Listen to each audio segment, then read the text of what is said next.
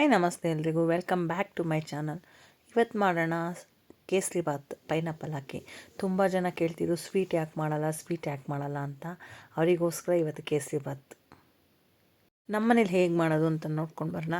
ನಾನು ತುಂಬ ಸಿಂಪಲ್ಲಾಗಿ ಮಾಡ್ತೀನಿ. ನೀವು ಒಂದ್ಸಲ ಟ್ರೈ ಮಾಡಿ, ಟೇಸ್ಟ್ ಮಾಡಿ ಹೇಗಿದೆ ಅಂತ ಕಮೆಂಟ್ ಮಾಡಿ.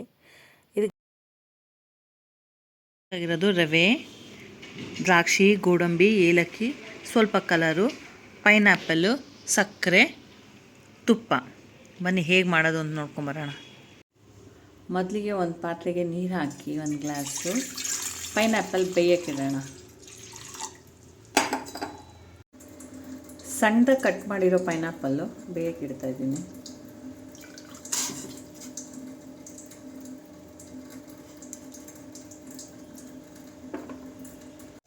ಎರಡು ಸ್ಪೂನ್ ತುಪ್ಪ, ದ್ರಾಕ್ಷಿ ಗೋಡಂಬಿ ಫ್ರೈ ಮಾಡ್ಕೊಂಡು ತೊಗೊಂಬಿಡೋಣ. ನೋಡಿ, ಗೋಡಂಬಿ ಮತ್ತು ದ್ರಾಕ್ಷಿ ಹಾಕ್ತಾಯಿದ್ದೀನಿ. ಫ್ರೈ ಮಾಡಿ ತೆಕ್ಕೊಬಿಡಿ ಸಪ್ರೇಟಾಗಿ.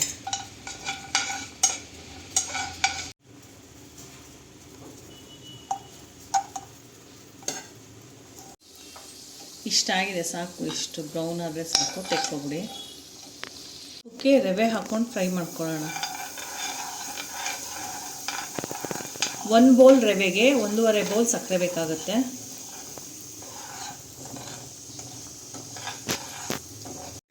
ರವೆ ಚೆನ್ನಾಗಿ ಕೆಂಪಾಗಬೇಕು, ಆ ಥರ ಫ್ರೈ ಮಾಡ್ಕೋಬೇಕು. ನೋಡಿ, ಇಷ್ಟು ಹುರಿದ್ರೆ ಸಾಕು, ಅದರ ಹಸಿ ವಾಸನೆ ಹೋಗಬೇಕು. ನೀರು ಹಾಕ್ಕೊತೀವಿ. ರವೆ ತೆಗ್ಕೊಬಿಡಿ ಸಪ್ರೇಟಾಗೆ.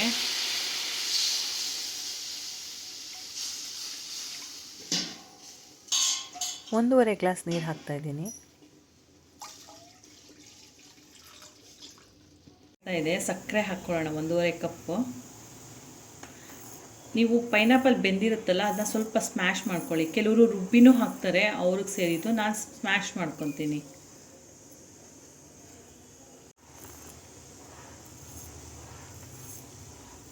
ಇದ್ರ ಜೊತೆಗೆ ಏಲಕ್ಕಿನೂ ಹಾಕ್ಕೊಳ್ಳಿ, ಪುಡಿ ಮಾಡಿಕೊಂಡು.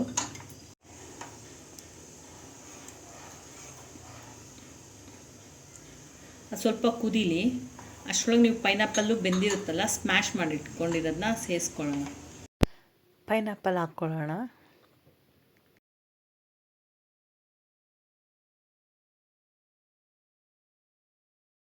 ಹಾಕ್ಕೊತಾ ಇದ್ದೀನಿ.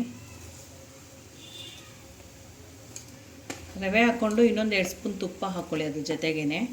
ಆಮೇಲೆ ಲಾಸ್ಟ್ ಇಳಿಸೋವಾಗ ಇನ್ನೊಂದು ಸ್ವಲ್ಪ ತುಪ್ಪ ಹಾಕ್ಕೊಳ್ಳೋಣ. ಹಾಕ್ಕೊತಾ ಇದ್ದೀನಿ. ನಾನು ಮೊದಲೇ 2 ಸ್ಪೂನ್ ಹಾಕಿರೋದ್ರಿಂದ ಈಗ 1 ಸ್ಪೂನ್ ಅಷ್ಟು ಹಾಕ್ಕೊತಾ ಇದ್ದೀನಿ. ಕಲರ್ ಆ್ಯಡ್ ಮಾಡ್ಕೊಳ್ಳೋಣ. ನಿಮ್ಗೆ ಆಪ್ಷನ್ನು, ಕಲರ್ ಬೇಕಿದ್ದರೆ ಹಾಕ್ಕೊಳ್ಳಿ, ಇಲ್ಲಾಂದರೆ ಇಲ್ಲ.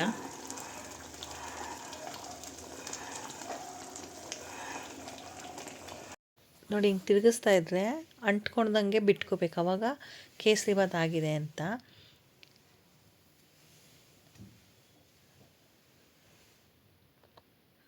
ಇವಾಗ ಗೋಡಂಬಿ ದ್ರಾಕ್ಷಿ ಸೇರಿಸ್ಕೊಂಡು 1 ಸ್ಪೂನ್ ತುಪ್ಪ ಹಾಕ್ಕೊಂಡು ಇಳಿಸ್ಕೊಳ್ಳಿ ಸಾಕು. ನಿಮ್ಗೆ ಈ ರೆಸಿಪಿ ಇಷ್ಟ ಆಗಿದ್ರೆ ನಿಮ್ಗೆ ಗೊತ್ತಲ್ಲ ಏನು ಮಾಡಬೇಕು. ಸಬ್ಸ್ಕ್ರೈಬ್ ಮಾಡಿ, ಶೇರ್ ಮಾಡಿ, ಲೈಕ್ ಮಾಡಿ, ಕಮೆಂಟ್ ಮಾಡಿ. ತುಪ್ಪ ಎಷ್ಟು ಹಾಕ್ತಿರೋ ಕೇಸರಿ ಬಾತ್ ಅಷ್ಟು ಟೇಸ್ಟಿಯಾಗಿರುತ್ತೆ. ಹೋಟೆಲಲ್ಲಿ ಮಾಡೋ ಥರ ಅವರು ತುಪ್ಪ ಜಾಸ್ತಿ ಬಳಸ್ತಾರೆ. Tasty kesari bath ready.